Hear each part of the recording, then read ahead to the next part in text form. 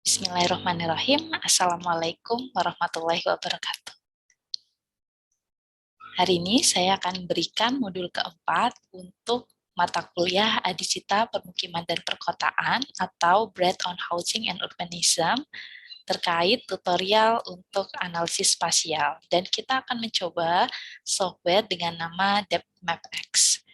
Saya akan memaparkan mulai dari proses downloading softwarenya, kemudian proses untuk mendapatkan base map, serta mencoba satu buah analisis yang dapat dilakukan oleh software ini. Mari kita mulai ya. Saya akan berikan sebuah modul yang nanti teman-teman bisa baca, kemudian di dalamnya sudah ada arahan untuk tutorialnya. Ada link yang dapat digunakan untuk mendownload softwarenya. Di sini kita bisa klik link tersebut, kita akan masuk ke dalam web GitHub ya. Lalu teman-teman scroll ke bagian bawah, maka ada beberapa pilihan. Software ini bisa digunakan di berbagai macam operating system seperti Linux, Mac maupun Windows. Jadi teman-teman tinggal pilih sesuai dengan operating system yang digunakan pada komputer masing-masing. Kemudian akan otomatis terdownload. Kita hanya perlu menunggu sebentar untuk proses downloadingnya selesai. Dan software ini tidak perlu proses instalasi, sehingga nanti kita hanya membukanya ya, tidak perlu proses instalasi. Mungkin teman-teman akan perlu untuk mengekstrak jika bentuknya adalah RAR ya, atau zip. Namun kalau misalkan tidak, berarti bisa langsung dipakai. Kita klik di dalam folder yang tadi sudah di-download, ada aplikasi DepthMapX. Jadi langsung kita klik saja, kemudian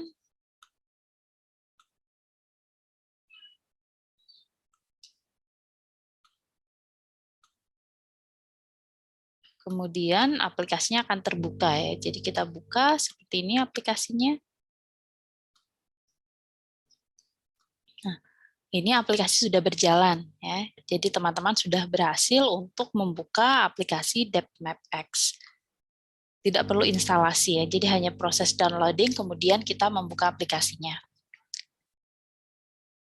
Kemudian saya akan perlihatkan yang selanjutnya, yaitu proses mendownload peta untuk base map. Peta base map ini sebetulnya bisa saja kita gambar sendiri ya, secara manual. Bisa menggunakan software seperti ArchiCAD maupun AutoCAD, kemudian kita ekspor peta yang kita buat menjadi file .dxf.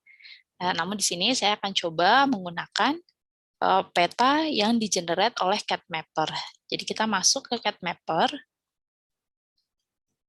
Mungkin sebagian teman-teman sudah pernah menggunakan CADMapper ini.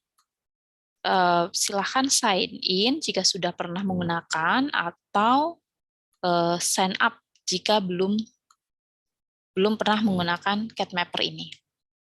Kemudian di dalam CADMapper, saat kita sudah sign in, maka kita akan diperlihatkan peta ya,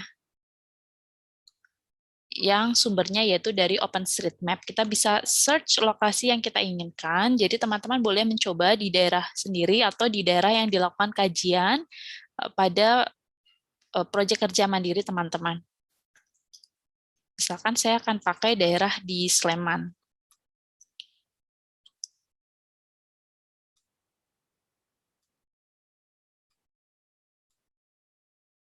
Lalu kita pilih area. Untuk percobaan kali ini, gunakan area yang tidak terlalu luas ya, agar mengurangi resiko untuk terjadinya banyak isu. Jadi karena ini sifatnya latihan, silakan nanti teman-teman bisa mencoba mengambil satu area sampel, misalkan satu area permukiman atau satu area perumahan atau kompleks tertentu. Silahkan bisa dilakukan seperti itu.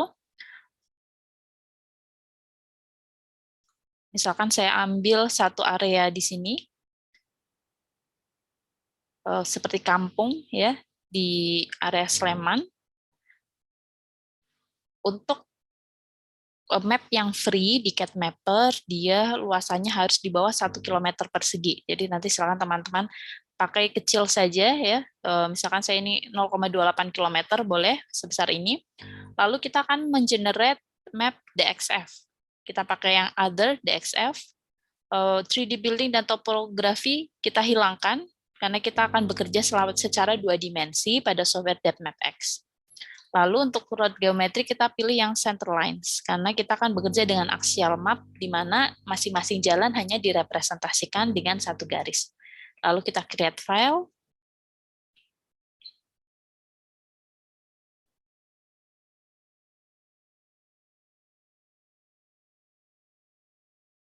Kemudian ada perintah untuk download.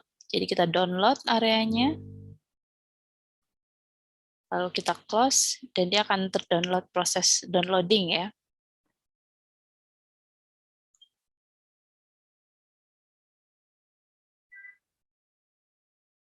Setelah proses downloading selesai, tahap selanjutnya yaitu kita akan melakukan sebuah analisis spasial menggunakan software DepthMapX. Ini adalah software DepthMapX. Saya bekerja di komputer Mac ya, jadi nanti kalau teman-teman bekerja di Windows mungkin agak sedikit berbeda posisinya, tapi perintahnya akan tetap sama. Yang pertama kita yaitu create new document. Jadi kita bisa klik di bagian kiri ada gambar seperti kertas ya, new, atau kita klik dari file lalu new. Maka akan muncul sebuah window baru untuk tempat kita mengerjakan peta. Kemudian kita akan import peta yang kita dapatkan dari Cat Mapper. Bisa klik import tanda panah hijau sebelah kiri, atau kita gunakan dari toolbar map lalu import. Nah, kemudian kita bisa cari file yang tadi sudah kita download ya dari Cat Mapper. Filenya dalam format DXF. Ini kita open, maka akan muncul file yang tadi sudah kita download dari Cat Mapper sebagai base map. Karena kita hanya akan bekerja dengan jaringan jalan, maka building, water, dan lain sebagainya saya close, sedangkan yang dibuka hanya major dan minor roads. Lainnya saya matikan, agar tidak mengganggu proses kerjanya ya. Kemudian, dari base map ini, kita rubah terlebih dahulu menjadi axial map. Dengan cara convert map-nya, di sini ada tab map, lalu convert drawing map, kita klik, kemudian ada perintah untuk mengconvert map yang ada, new map type, kita pilih menjadi axial.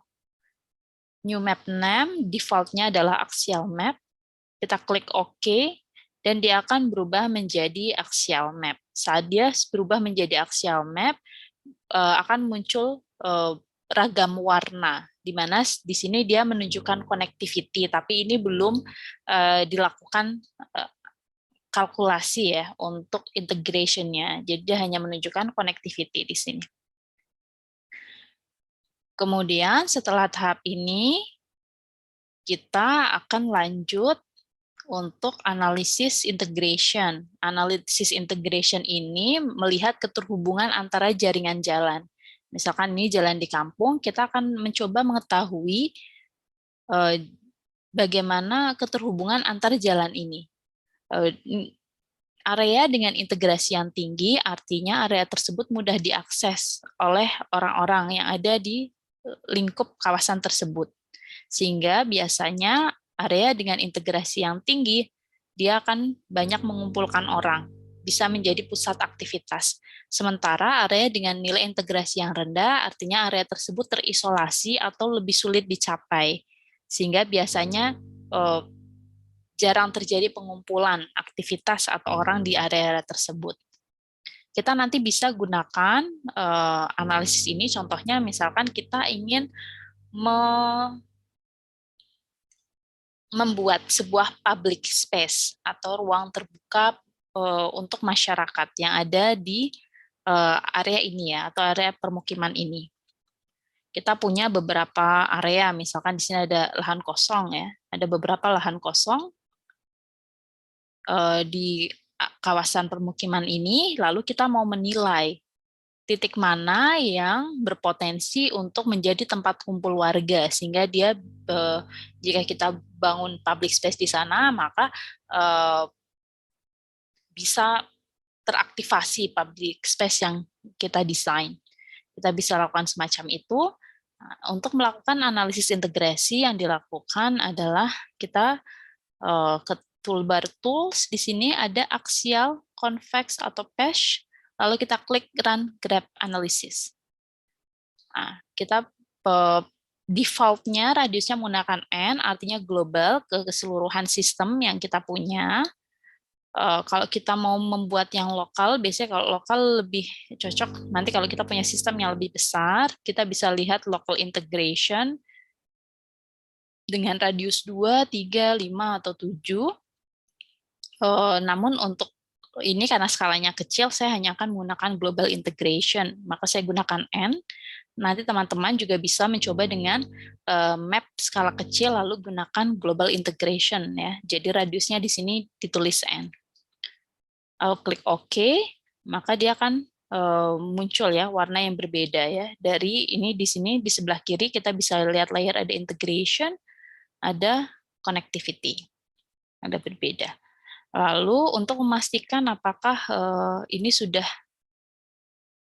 berjalan dengan baik, analisisnya kita coba lihat di node count. Nah, di node count ini ternyata ada beberapa garis yang belum tersambung ya, garis dengan warna biru. Kalau garisnya terpisah, kita bisa hapus. Sebelumnya kita pastikan axial map ini editable-nya kita on kan, bisa dengan centang atau bisa dengan nanti ada tombol on ya. Lalu kita pilih garisnya. Kalau kita mau hapus, kita klik clear dari edit, edit clear. Bisa di sini masih ada warna biru, satu lagi. Bisa kita hapus dulu atau edit. Kalau kita hapus, kita bisa buat baru ya. Buat line baru. Lalu kemudian kita lakukan running ulang. Jadi kalau kita melakukan edit, kita harus running ulang. Tools, axial convex space, lalu run graph analysis. Oke.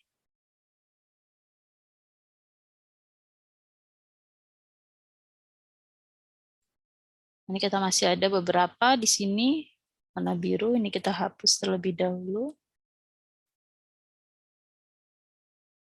Nah, saya running ulang.